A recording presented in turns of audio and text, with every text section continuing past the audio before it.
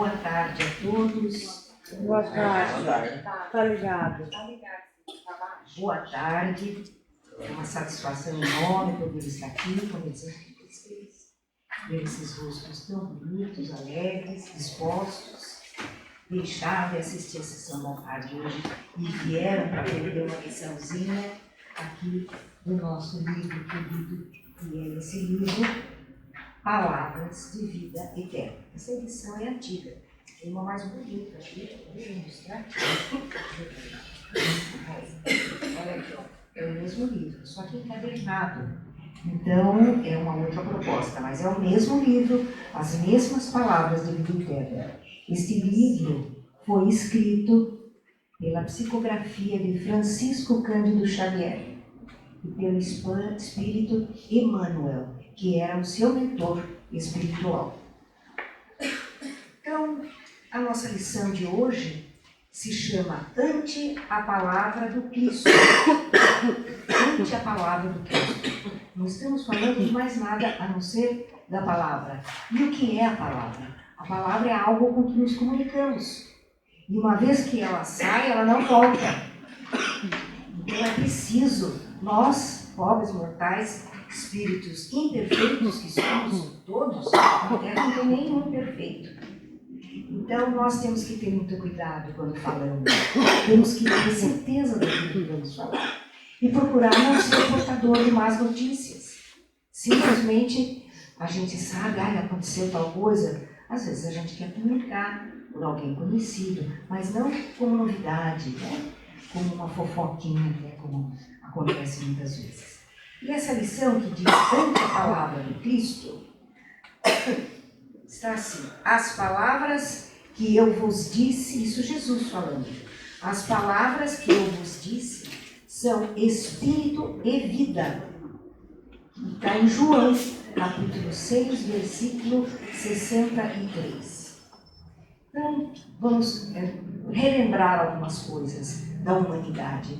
Na humanidade, nós já tivemos e temos grandes oradores, filósofos, espíritos ilustres que falam bonito, que têm palestras encantadoras, que nos deixam envelhecidos, né? Desde os tempos antigos, Camões, Dante, Shakespeare, Voltaire, todos eles trouxeram mensagens, trouxeram palavras escritas.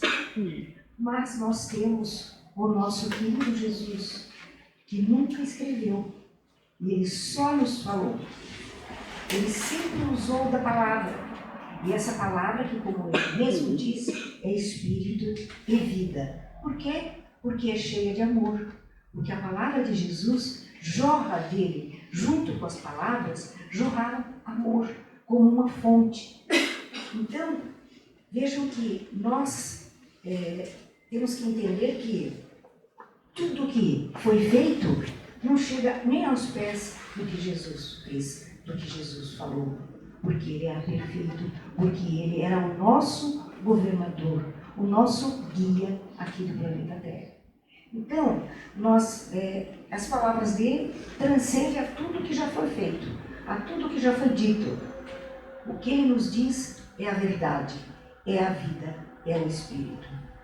E aí no livro dos Espíritos, na questão 625, Kardec pergunta aos Espíritos o que é o Espírito mais perfeito que Deus enviou para a humanidade como guia e como protetor.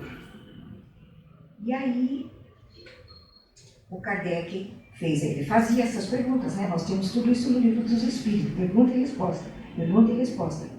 E aí a resposta que ele obteve: vede Jesus, só isso, que é o Espírito mais perfeito que pisou este planeta. Eu estou olhando aqui, gente, porque eu costumo passar da hora. Aí ficam me mandando bilhetinho, horário. Eu vou ser bem sucinto. Então vejam vocês que esse Jesus que Deus nos mandou, que é o Espírito mais perfeito que pisou aqui na Terra, ele nasceu há mais de 2000 anos. E ele veio numa missão maravilhosa. Mas ele já de bebê, já no seu nascimento, já nos deu uma lição de humildade. Porque ele nasceu aonde? Numa manjedoura improvisada. Numa gruta, onde ficavam alguns animais.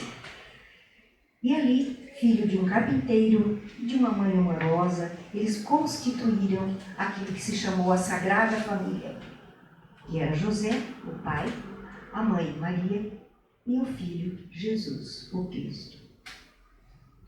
Então, quando ele veio nessa missão especial, que era nos ensinar a lei do amor. E ele nos falava, né? Ele não escrevia. Ninguém viu nunca Jesus escrevendo, nem relatou que ele escreveu tal coisa. Ele sempre falava. Eu vou repetir isso, porque a lição é a palavra do Cristo, a palavra de Jesus. Então, gente, essas palavras calaram em nossos corações até hoje. Todo mundo sabe alguma coisa que Jesus falou. Não tem uma pessoa que não saiba uma frase, uma palavra que Jesus nos disse. Então, vejam como mesmo aqueles que não são estudiosos de religião, da vida de Cristo, têm dentro de si, guardado como um cofre, esse tesouro que são as palavras de Jesus.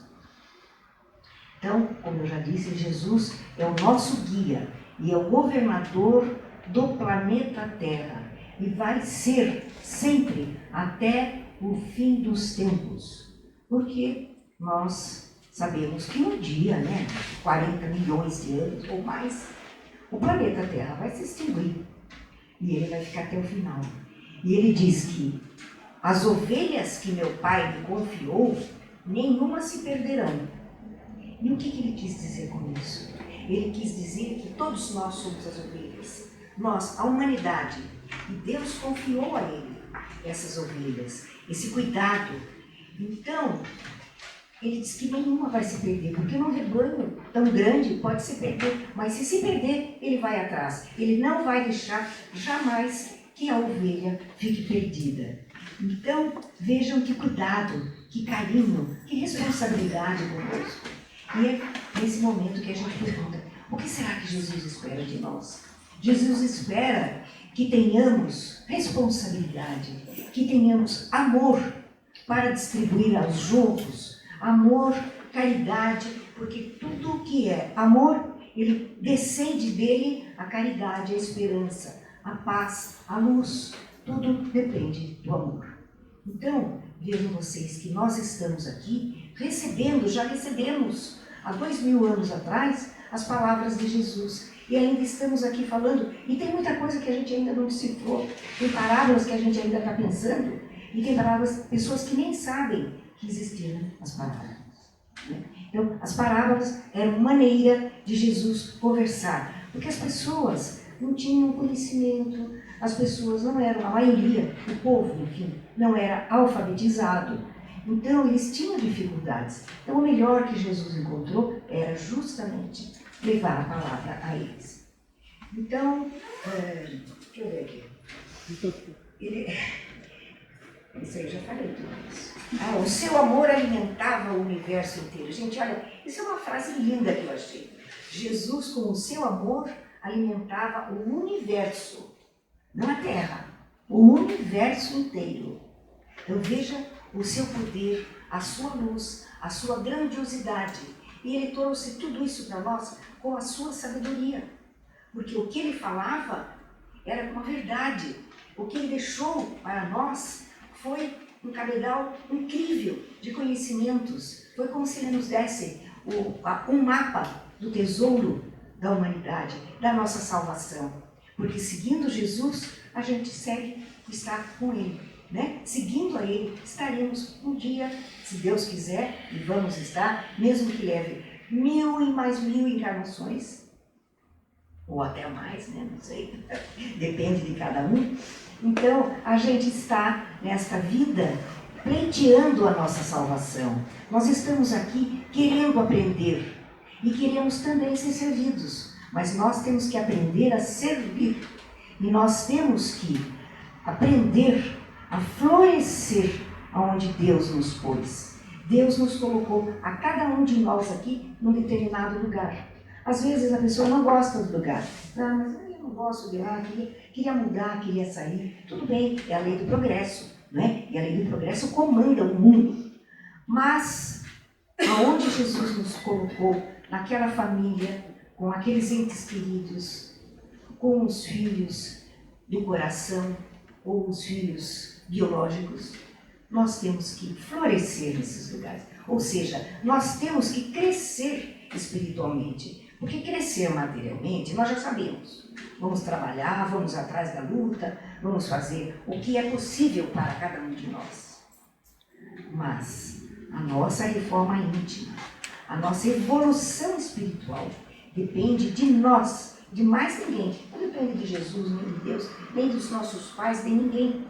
Depende exclusivamente de nós. Nós é que temos que ir atrás da nossa evolução espiritual. E Jesus veio justamente para nos ensinar como você vai crescer, como você vai evoluir, como será a sua evolução musical. Eu ia falar musical. Diária. Eu estou com você também. Então, mas como é que nós vamos progredir espiritualmente? E aí Jesus nos dá todas essas lições. Então, tem histórias muito lindas, né? E ele diz assim: eu não vim em busca dos sãos, mas dos doentes. Quem são os doentes? Somos todos nós. Cada um de nós tem uma doençazinha ou uma doença grande. Não sei, depende de cada um, não é? Porque quais seriam as doenças? Seriam o orgulho, a vaidade, né? A ignorância, os maus tratos que temos para com os outros, né? A pessoa não ter amabilidade nenhuma, ser uma pessoa fria, rude. Então, ele veio por causa disso. Ele veio por nós. Os que são sãos, os que são bonzinhos, os que estão fazendo tudo bonito, tudo certo, tudo de acordo, eles não precisam tanto da ajuda dele. Quem está precisando da dele, ajuda, somos nós que estamos ainda perambulando pela terra. Mas o Jesus convida a gente. Isso é um convite para a gente se refazer, para a gente se renovar, porque a doutrina que ele trouxe, a boa nova, nada mais é que um convite para que nós possamos aprender que existe só um Deus, que nós somos irmãos, que nós temos que amar a todos como Jesus nos amou. E quando ele fala isso na última ceia. Ele fala para os discípulos que ele ia deixar um novo mandamento, que era: amai-vos uns aos outros como eu vos amei. E o que ele queria dizer com isso? Que não fiquem com rusgas, que não criem adversários, porque criar adversários é um problema muito sério, gente. Já pensou? A gente desencarna, vai para o plano espiritual, lá chega lá, encontra o seu desafeto. E aí, hein? Como é que vai ser? Nós vamos ficar lá de mal? Daqui um minguinho? Vamos ficar de mal com o desafeto? Não pode, né? Nós temos que fazer o que é possível aqui, agora, nesse momento que estamos aqui na Terra. É o momento da gente aprender e pôr em prática. Tem muita gente que aprende, mas não põe em prática. Ah, eu sei, eu li tais livros. E eu li a coleção inteira de Kardec, de André Luiz. Não importa, maravilha, parabéns. Mas você está pondo em prática os ensinamentos? É isso que conta, gente.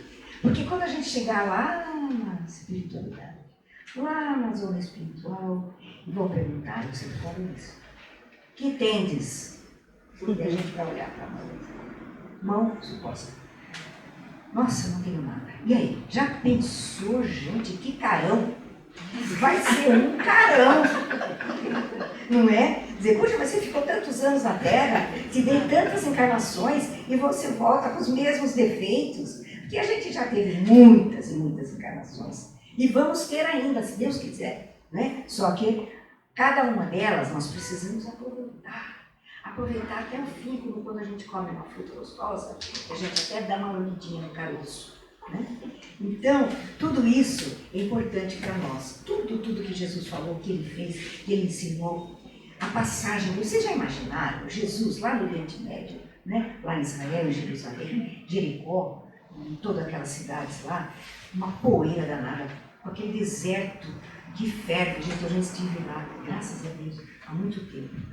E é um calor bravo, um calor que a gente derrete. Quem já esteve lá sabe disso. E Jesus caminhando, porque, gente, Jesus não tinha escritório, Jesus não tinha secretária, Jesus não tinha celular, Jesus não tinha computador, não tinha Uber, já pensou? Era no pé no chão. E ele ia levando essas palavras maravilhosas. Vocês já imaginaram Jesus com umas vestes rotas, pobres, uma sandália já bem gasta, porque eles iam a pé de uma cidade para outra. Às vezes andavam 10, 15, 20 quilômetros. E os discípulos falavam para ele: mestre, nós estamos cansados. Não, não estamos não, vamos continuar. E sem comer, né? E quando encontravam água, tudo bem. De vez em quando encontravam uma árvore que tinha uma frutinha, umas tâmaras, qualquer coisa. Né? De um modo geral, não tinha nada. Então, minha gente, era muito difícil.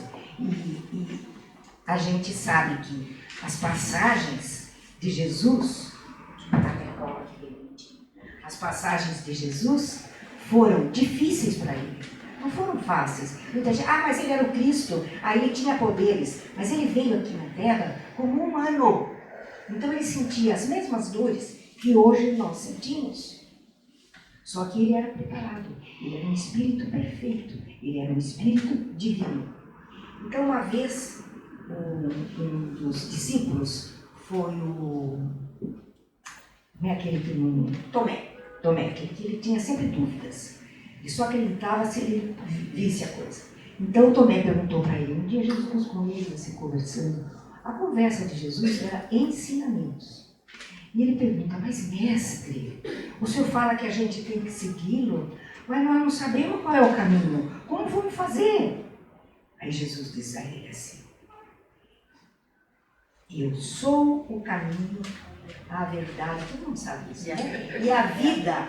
Olha, eu sou o caminho, a verdade e a vida. O que é mais que isso, gente? Não precisa mais, né? E aí ele fala, ninguém vem ao Pai senão por mim. Então, gente, olha, vamos botar a barba de molho, porque os ensinamentos estão ali, Jesus já veio, já explicou tudo para nós, já os apóstolos, os escribas, todos já deixaram escrito as mensagens, os ensinamentos, e nós vamos fazer alguma coisa, né?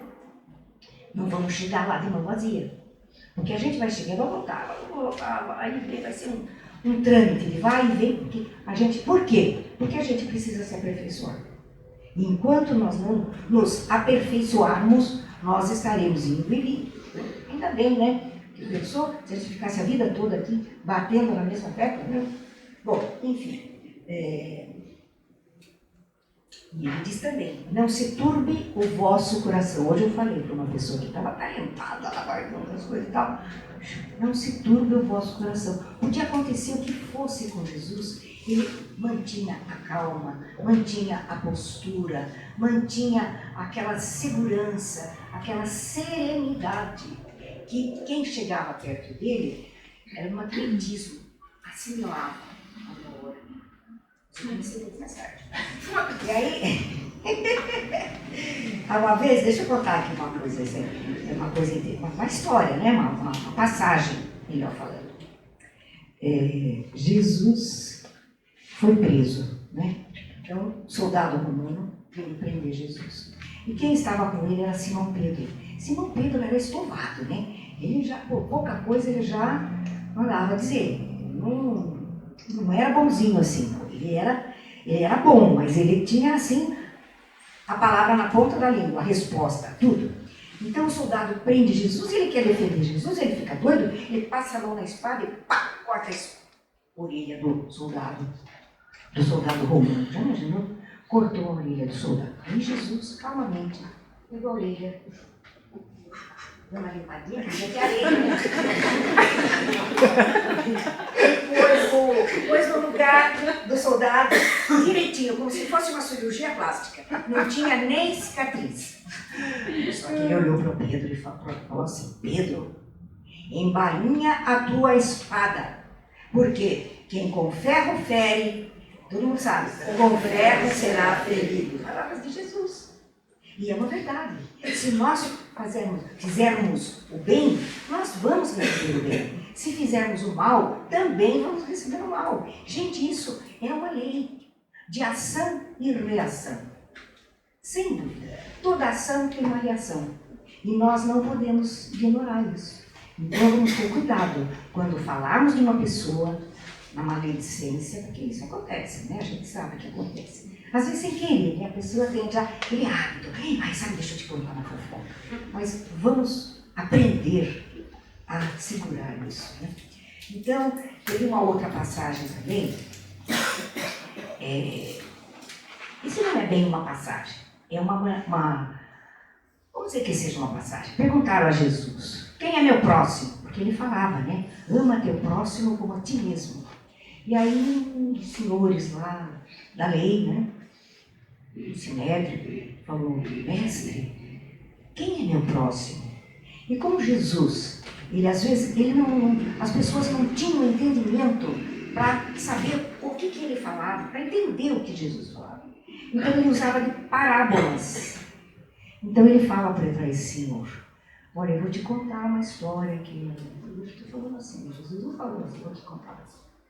Estou falando isso. E fala para esse senhor, tinha um homem caído na estrada, ele foi salteado, ele foi machucado, bateram nele, roubaram tudo, ele estava até sem roupa. E está lá jogado. Jesus contando para esse doutor da lei. E aí ele falou assim, passou um sacerdote, olhou, foi embora. Passou um escriba, um lá da lei também, olhou e foi embora. Aí passa um viajante, um comerciante, e olha e fica com misericórdia daquele homem. E cura. Antigamente não tinha remédio, né? Nem isso assim. Então, o que ele punha? Azeite. E o que mais? Óleo. Óleo é o azeite, desculpa. Então, e vinho, exatamente. Azeite e vinho, né? Tudo bom, né? Nos devidas proporções. Então, vocês vejam a ideia deste viajante. Ele estava em viagem de negócios, mas ele parou e acudiu o que tinha caído. E põe no seu cavalo e leva até uma hospedagem, chega lá e ele fala para o hospedeiro, olha, cuida dele que eu estou em trabalho, não posso. Está aqui o dinheiro, vê o que precisa, se ele faltar, na volta eu vou te reembolsar. Então, Jesus falou para ele, quem é o mais perfeito? Quem é o mais próximo daquele? O sacerdote? O doutor da lei? Ou o viajante? Aí o doutor baixou a camisa dele. O viajante. Então, meu filho, esse é o teu próximo. Quer dizer, ele dava explicações com sabedoria. E teve não vou poder contar as outras, porque já estava na hora batendo ali, mas tem uma coisa aqui que eu preciso contar. Palavras dele. Com o critério que julgares, sereis julgados. Isso todo mundo sabe também. Com a medida que tiveres medido, sereis, também vos medirão. Né? Então, nós temos que ter cuidado, porque é de novo a lei de ação e reação. Aquilo que nós fizermos, nós vamos ter um reembolso daquilo. Não, pode ser que não venha na hora, mas que venha. Né? Quando orarmos, também Jesus ensinou, para que nós, quando estivéssemos reunidos, 2 ou 3, em nome dele, ali ele estaria. E ele fala, faze a tua oração em secreto, ou seja, em segredo. Quietinho, no seu cantinho. Conversa com Deus, conversa com Jesus. Não precisa fazer alarde. Não precisa de tantas coisas como algumas vezes as pessoas precisam de, né? Para fazer uma oração. Não é capaz de fazer. Em qualquer lugar nós podemos fazer. Mas o ideal é que a gente se recolha e que naquele cantinho a gente faça a oração. Eu trouxe aqui, gente, para falar, não vai dar tempo, mas eu vou pedir para vocês procurarem, não vou dar dica, no Evangelho, né, as palavras que Jesus nos trouxe, que mais couberam amor e esperança, que foi o Sermão do Monte. também falado como Sermão da Montanha. Jesus falou, falar só a primeira.